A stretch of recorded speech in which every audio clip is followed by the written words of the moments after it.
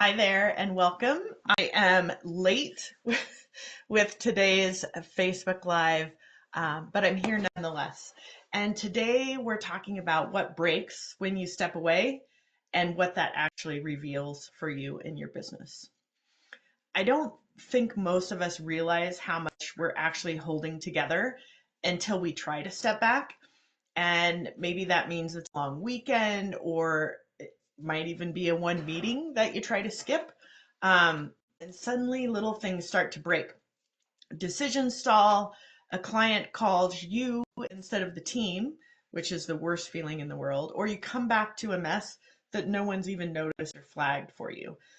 Those moments are super frustrating, but they're also really valuable. And I want to talk about those today because what breaks when you step away tells you exactly where your business still leans too hard on you. Hi, I'm Jen. This is a founder's table, and this group is part professional development, part support system, and it was designed intentionally that way.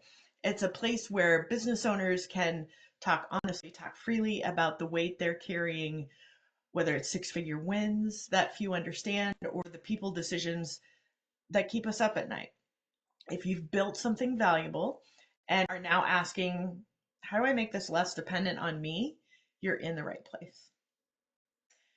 Now, we talked about the systems, right, that break. The systems you think are strong may only be strong when you're around, and there's no way for us to test them unless you step away. And that's why we created the Friday effect, which is another topic for another day. A true test of maturity of your business isn't what happens when you lead, but it's actually what happens when you don't. And today we're going to unpack what those breakdowns really show us and how to use them to build a business that holds together, that stays together, that functions even when you're away. Okay.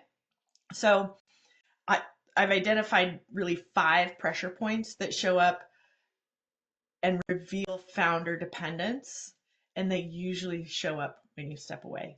And I'm going to talk about the Friday effect right now, even though it's not part of what I planned, because while the Friday effect and taking Fridays off sounds like, just a great way to take care of ourselves and also have a 3-day weekend, it's also a great way for me as your coach, consultant, advisor to field test what happens when you're not there. And one day a week is a great way for us to do that because nothing gets too out of hand. For our clients, we start with that Friday effect, and we ask the owner to choose one day a week, usually a Friday or Monday when they're not there and not accessible, so that we can see what breaks. But what that culminates in is a sabbatical, a forced sabbatical, if you will, within the first 6 months of working together, where we ask them to go away for a week. So again, we can field test, see what breaks, and what we need to work on. By the end of the first year, we want that to extend to 2 to 4 weeks for them to be away. So I just want to show you that's the kind of premise, and that's the work that we do with our clients in order to test this, in order to look for these pressure points. And we've done it a lot, and I want to share what we found with you. So the first one, the first pressure point, you're still the only true decision filter. Even when someone else is in charge, big choices seem to boomerang back to you. And what that looks like is you continue to get phone calls about how to do this or that while you're on vacation or while you're away from the office. You have to ask yourself, what decisions should have stayed off my desk this week or this day whenever you step away? What decisions could someone else have handled, right? Number 2, the second pressure point that we see is that client confidence starts to slip when you're out of the loop. If your presence, whether it's at client meetings or just QA of client work, equals reassurance for your clients, then you've trained your clients just to trust you and not the business. And what that means is that you will never get out of client delivery. We just had an Ascend call where we were talking about when it's appropriate to bring the strategist in to the sales conversation to facilitate that handoff of trust and relationship from the salesperson, who in this case happens to be the owner, to the strategist, the engagement coordinator, who is helping to manage scope and client success through the rest of the client relationship. So this is a real thing. It's something that we have to think about, we have to plan for, and we have to think about how the client experiences that as well. So I want you to ask yourself, what things have I made personal that should be institutional? And I'm going through this myself right now, doing some brand work and figuring out, with the help of some really good hard questions, what my thought process is when I solve certain problems. Um, all things that I thought, I can't teach somebody this. This is just something that I intuitively know.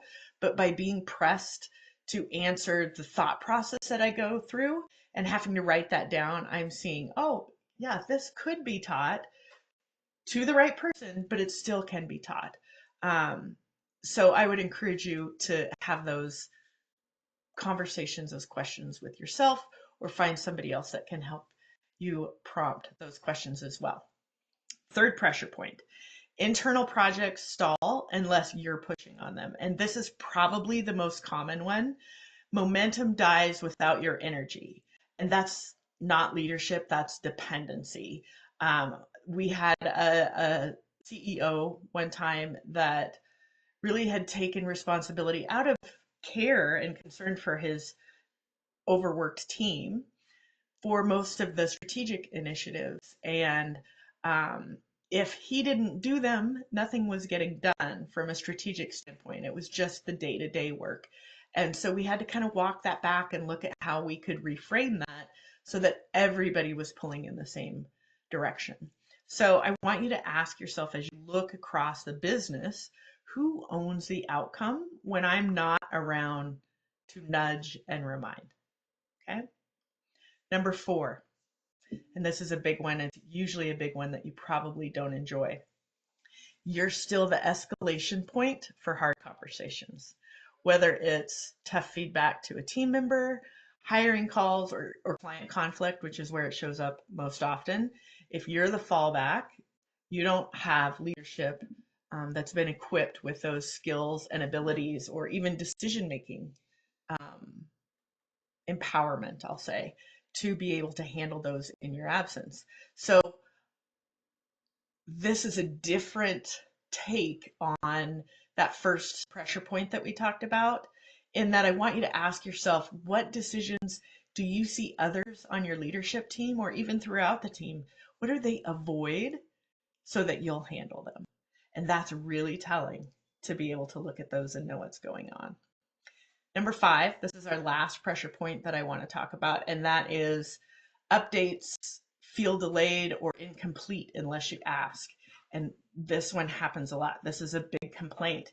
And usually it happens because you have delegated, but you've delegated tasks rather than ownership, and you haven't clarified what ownership looks like. And ownership of something should include regular updates to you.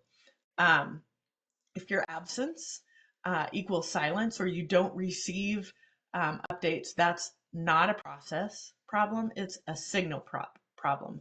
So again, ask yourself, what rhythms stop when I'm not present to keep them going, to drive them?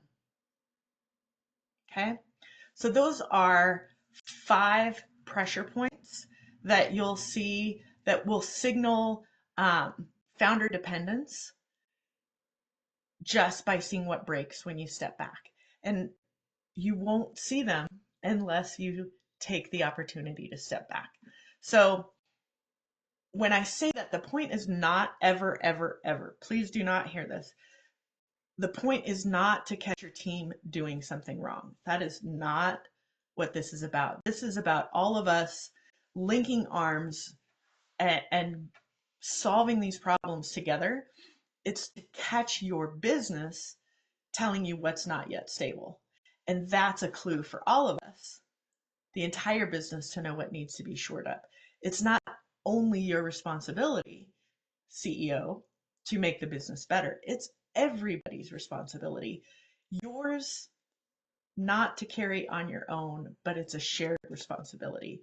So, what breaks when you take a breath is exactly what needs your attention. It's a clue, not your control, really. We don't want it to be about what you're controlling. We want it to be what you've designed, your business design, your organizational design. A business that works only when you're present isn't a business, it's a job with a logo, right? It's performance. And you deserve more than that. You've worked too hard to not have something to show, an asset that has value. So we always kind of end with this field work. And one of the things that I'd like you to do as we move into this next week is reflect on this. What small breakdown happened the last time you stepped away? Don't fix it. You don't have to fix it. Just write it down. Remember the pad that I recommend that you keep on the corner of your desk to just jot these things down as they come to you. When you have that, I want you to ask, what would have to be true for that not to happen again? Again, you're not really, it's not about the how, you're not creating a huge process. You just need to know what would have to be true, what would have to exist, who would have to exist for that not to happen again. So think about it outside the box. Share your insights with the group because you never know who you might be helping, who needs to hear from you. And by participating, you're not just mentoring others, but you're showing up willing to be mentored. And really, that's what this group is all about. That's where leverage lives. That's how we get better. That's why we created this space. And it's your work that helps make the space that we all want and need it to be. Thanks. I'll talk to you soon.